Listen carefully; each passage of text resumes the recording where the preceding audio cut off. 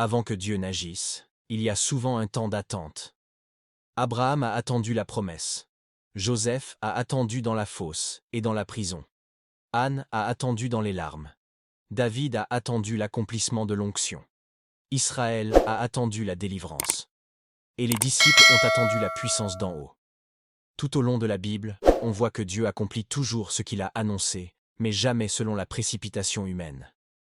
Ce que tu vis aujourd'hui n'est pas étranger à l'Écriture. Chaque serviteur de Dieu est passé par un temps de silence, un temps de formation, un temps où l'on doit tenir ferme malgré l'absence de signes. Dans ce script, nous allons marcher à travers 7 dangers spirituels que la Bible expose dans les périodes d'attente, et comment les hommes et les femmes de Dieu s'en sont relevés. Prépare ton cœur.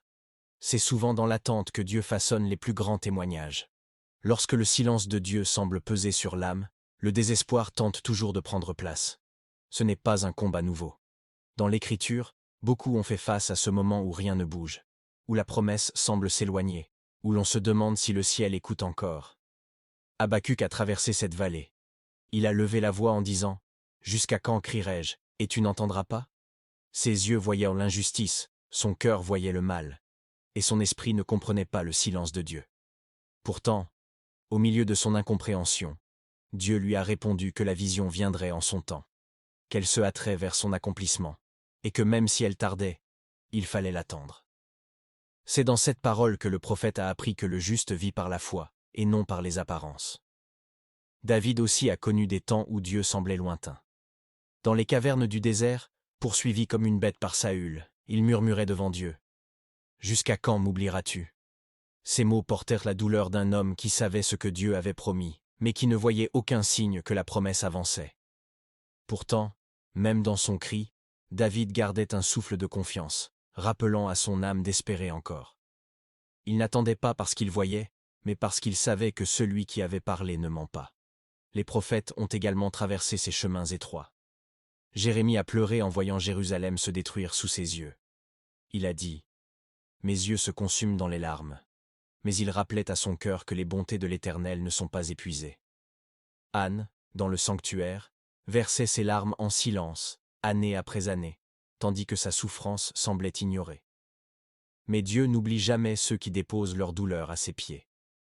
Lorsque Dieu semble se taire, ce n'est jamais l'indifférence. Dans la Bible, son silence prépare toujours quelque chose. Moïse a attendu 40 ans avant qu'un buisson ardent ne s'allume. Joseph a attendu dans les ténèbres d'une prison avant que la lumière ne frappe soudain sa vie. Zacharie et Élisabeth ont attendu jusqu'à l'âge où tout semblait terminé, avant que la voix de l'ange n'apporte une annonce qui changerait l'histoire. Le désespoir veut faire croire que Dieu a changé, qu'il a oublié, qu'il a tourné son regard ailleurs. Mais chaque page de l'Écriture montre le contraire. Dieu voit, Dieu entend, Dieu agit selon un temps qui dépasse l'entendement humain. Dans la Bible, l'un des dangers les plus anciens et les plus destructeurs est la comparaison. Dès les premières pages de l'Écriture, ce piège apparaît et montre à quel point il peut corrompre le cœur. Caïn et Abel offraient tous deux un sacrifice à Dieu, mais Dieu regarda favorablement l'offrande d'Abel. À ce moment-là, Caïn aurait pu tourner ses yeux vers Dieu et demander « Que dois-je changer? Comment puis-je grandir ?» Mais il a tourné ses regards vers son frère. Son cœur s'est rempli de colère, non pas parce qu'il manquait quelque chose en Abel, mais parce qu'il se jugeait en fonction de lui. Cette comparaison a ouvert la porte à la jalousie, puis au péché, jusqu'à l'acte irréparable. La comparaison conduit toujours à détourner les yeux de Dieu pour les fixer sur l'autre. Pourtant, l'Écriture montre que Dieu trace pour chacun un chemin unique. Joseph est un exemple éclatant. Ses frères le haïssaient parce qu'ils voyaient en lui la faveur que Dieu lui accordait. Ils ne savaient pas que le chemin de Joseph allait passer par la fosse, par l'esclavage, par la prison. Si l'un d'eux avait pris ce même chemin, il aurait peut-être abandonné. Ce qui était pour Joseph n'était pas pour un autre, et ce qui était pour les autres n'était pas destiné à Joseph. Dieu avait une histoire particulière pour chacun d'eux. Dans le Nouveau Testament, Pierre lui-même tombe un instant dans ce piège. Après la résurrection, Jésus lui annonce le type de destinée qui l'attend. Et Pierre, troublé, se tourne vers Jean pour demander « Et lui, Seigneur, que lui arrivera-t-il » Jésus lui répond avec une clarté qui traverse les siècles. « Si je veux qu'il demeure jusqu'à ce que je vienne, que t'importe? Toi, suis-moi. » C'est comme si le Seigneur disait, « Le regard que tu portes sur l'autre peut t'empêcher d'avancer dans ce que j'ai préparé pour toi. » Dieu ne répète jamais une vie, un appel ou une mission. David n'a pas reçu la mission de Moïse. Élisée n'a pas marché dans les mêmes combats qu'Élie. Jean-Baptiste n'a pas vécu la même destinée que Paul. Chacun a été conduit différemment, façonné différemment, éprouvé différemment. Lorsque Dieu façonne quelqu'un, il ne se sert pas du modèle d'un autre. La comparaison affaiblit la foi, trouble la vision, alourdit le cœur et empêche l'homme de reconnaître la grâce qui repose sur sa propre vie. La Bible ne demande jamais de ressembler à quelqu'un, mais toujours de marcher fidèlement dans le chemin que Dieu a tracé. Dans la Bible, l'impatience apparaît souvent comme une voix subtile, une pression intérieure qui pousse l'homme à agir avant le temps fixé par Dieu. Même les plus grands serviteurs de Dieu y ont été confrontés. Abraham et Sarah en sont l'exemple le plus marquant. Dieu leur avait promis un fils, une descendance aussi nombreuse que les étoiles. La promesse était claire, mais le temps s'étirait, les années passaient, et tout semblait immobile. Le ventre de Sarah demeurait vide, et l'attente devenait lourde. Lorsque l'impatience s'installe, elle change la manière de regarder les choses. Sarah, voyant son âge avancé, se dit qu'il n'était plus possible que Dieu accomplisse ce qu'il avait déclaré. Alors elle proposa à Abraham ce que sa propre réflexion lui semblait raisonnable, que la servante Agar devienne la mère de l'enfant promis. Abraham consentit, et l'enfant naquit. Mais cet acte, né de l'impatience, introduisit dans leur maison des tensions profondes. L'Écriture raconte comment Agar, après avoir conçu, regarda Sarah avec mépris. Sarah souffrit, Abraham fut troublé, et la paix de leur foyer fut brisée. Ce récit montre que lorsque l'homme précède Dieu, il crée des œuvres qui ne portent pas la marque de la promesse. L'impatience construit des choses que Dieu n'a pas ordonnées, puis demande ensuite à Dieu d'en porter la responsabilité. Mais Dieu accomplit toujours ses promesses d'une manière qui ne laisse aucun doute sur son origine divine. Bien des années après, alors que tout espoir humain semblait mort, Dieu visita Sarah, et elle enfanta Isaac. L'enfant naît au temps de Dieu, et non au temps de l'homme. La Bible donne d'autres exemples où l'impatience a eu un coût. Moïse, voyant un Hébreu maltraité, tua l'Égyptien, pensant déjà commencer la délivrance d'Israël. Mais ce geste précipité le conduisit au désert pendant 40 ans, car Dieu avait prévu un autre moment, un autre contexte, un autre chemin pour accomplir sa volonté. Plus tard encore, le peuple d'Israël, lassé d'attendre que Moïse redescende de la montagne, pressa Aaron de fabriquer un veau d'or.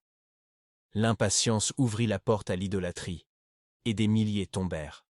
Dans chaque histoire, une vérité demeure. Lorsque l'homme s'empresse, il s'écarte. Lorsque Dieu agit, il accomplit au-delà de ce que la force humaine aurait pu produire. Et lorsque la promesse vient au temps de Dieu, elle porte une paix que l'impatience n'a jamais su offrir. Le doute surgit lorsque les yeux voient une situation qui semble impossible à traverser. Dans la Bible, il apparaît souvent au moment précis où Dieu est sur le point de manifester sa puissance. Israël en a fait l'expérience devant la mer Rouge. Derrière eux, l'armée de Pharaon avançait avec fureur. Devant eux, l'étendue d'eau leur barrait toute issue. Dans ce moment d'étouffement, le peuple laissa monter le doute. Ils dirent à Moïse, « N'y avait-il pas des sépulcres en Égypte ?»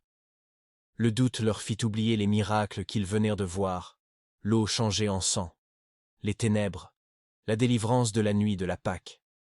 Quand la peur les entoura, ils ne regardèrent plus la puissance de Dieu, mais la grandeur du danger.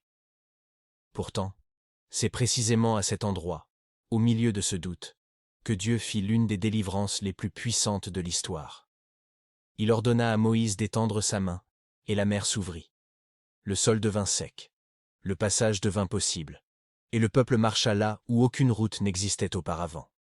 Ce que les yeux voyaient comme une impasse devint un chemin, et ce que les Égyptiens voyaient comme une opportunité devint leur perte. Le doute obscurcit, mais la puissance de Dieu renverse ce que le doute affirme.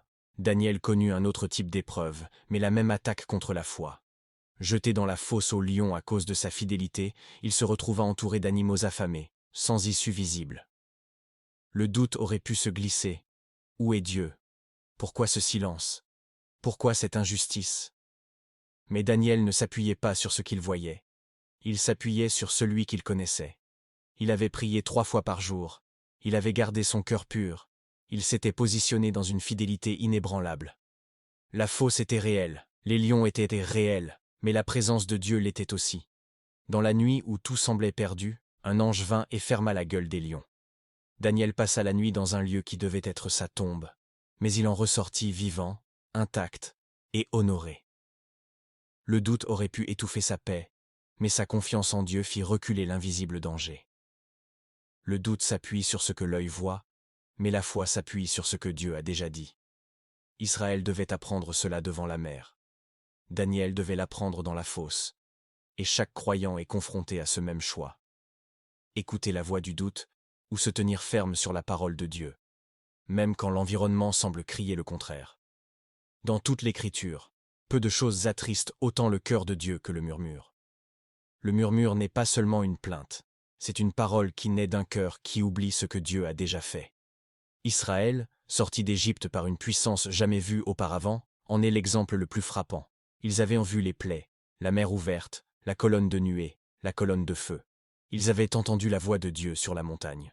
Pourtant, une fois dans le désert, lorsque les circonstances devinrent difficiles, leurs paroles changèrent. Ils dirent « Pourquoi nous as-tu fait monter d'Égypte ?» Comme si la délivrance avait été un piège. Chaque fois qu'ils manquaient d'eau, ils murmuraient. Chaque fois que la faim se faisait sentir, ils murmuraient.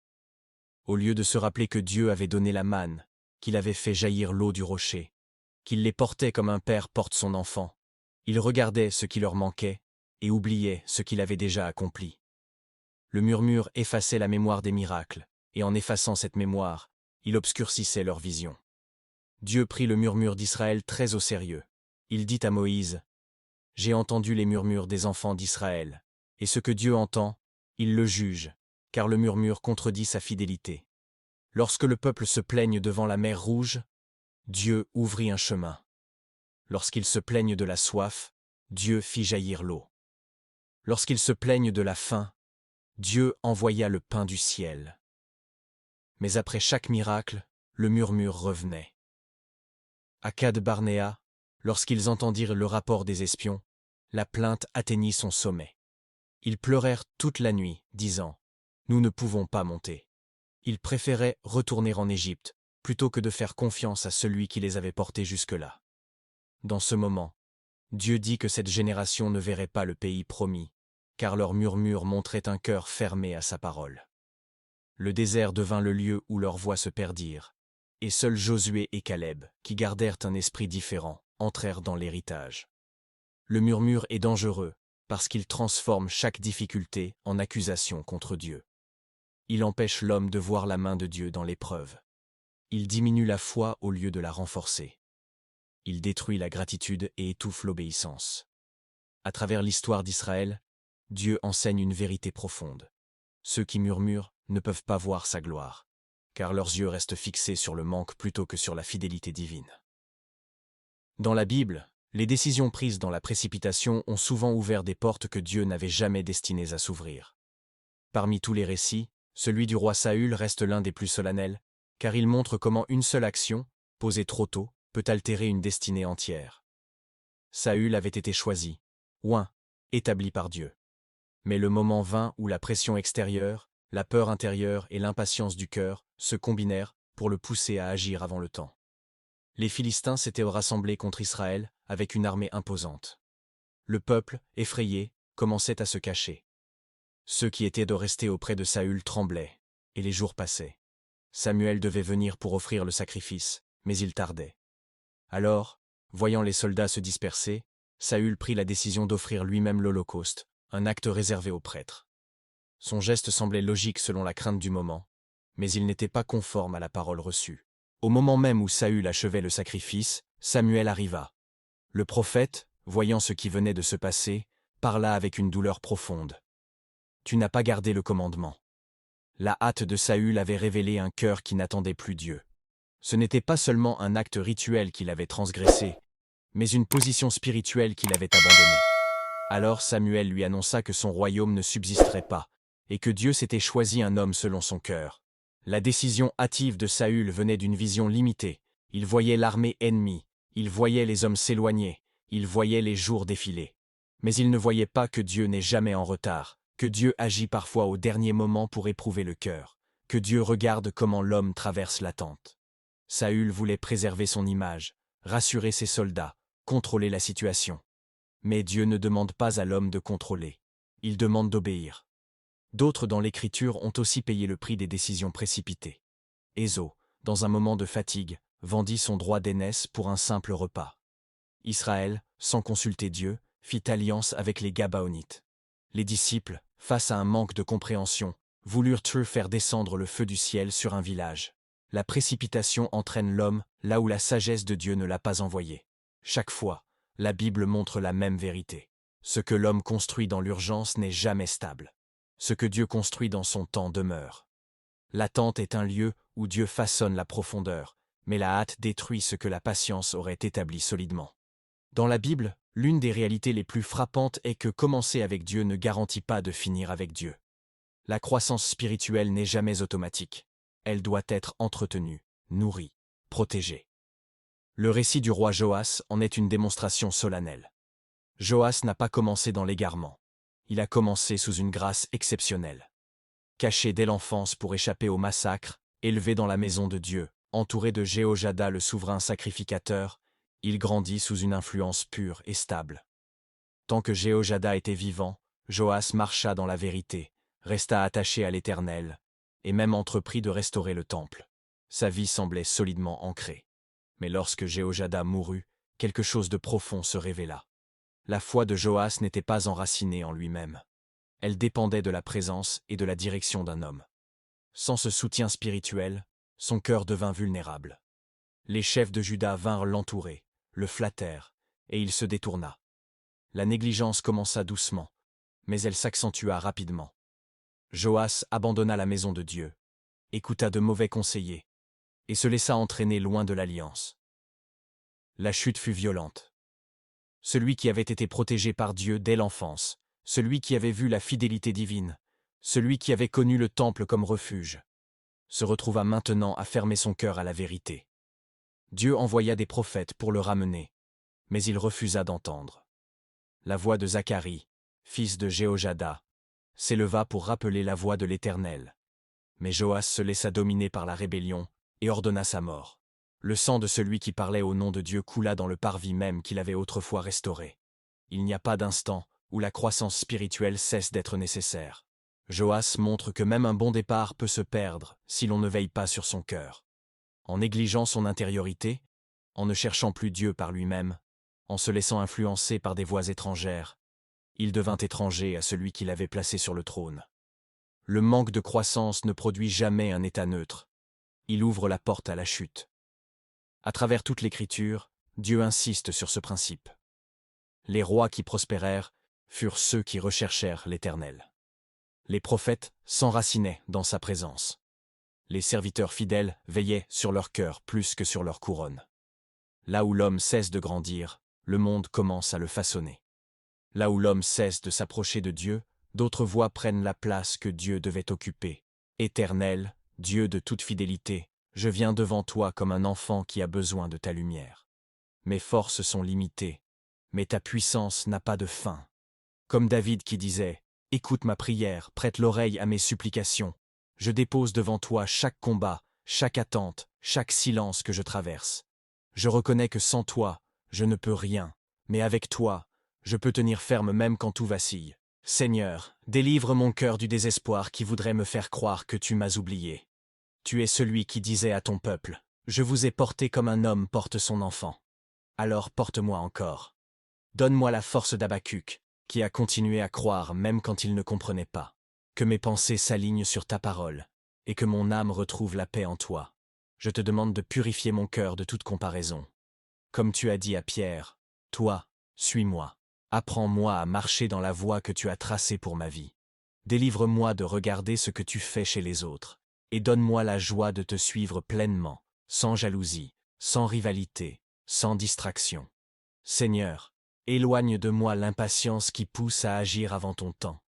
Que l'exemple d'Abraham et de Sarah m'enseigne à attendre ton œuvre parfaite. Que mon cœur soit calme, que mes pas soient soumis, que mes décisions soient prises dans ta lumière, et non sous la pression de la peur. Je te présente aussi mes doutes. Comme tu as ouvert la mer devant Israël, comme tu as fermé la gueule des lions pour Daniel, fais taire les voix qui me menacent. Donne-moi une foi qui regarde au-dessus des circonstances et qui s'appuie sur ta fidélité. Éternel, purifie mes lèvres de tout murmure. Tu as entendu les plaintes d'Israël dans le désert, mais tu as aussi vu les cœurs reconnaissants de ceux qui te faisaient confiance. Donne-moi un esprit semblable à celui de Caleb, un esprit qui croit ta parole même quand les géants se dressent. Seigneur, garde-moi des décisions précipitées. Que je ne sois pas comme Saül, qui a agi avant le temps, mais comme ceux qui ont attendu ta voix avant de bouger. Enseigne-moi la patience de ceux qui ne font rien sans ta direction. Enfin, garde-moi de la négligence spirituelle. Que je ne sois pas comme Joas, qui a commencé avec toi mais qui s'est détourné. Réveille en moi une soif nouvelle, un désir profond de ta présence. Je me remets entre tes mains, Éternel. Affermis mes pas, éclaire mon chemin, restaure mon cœur, et rends-moi fidèle à ton appel.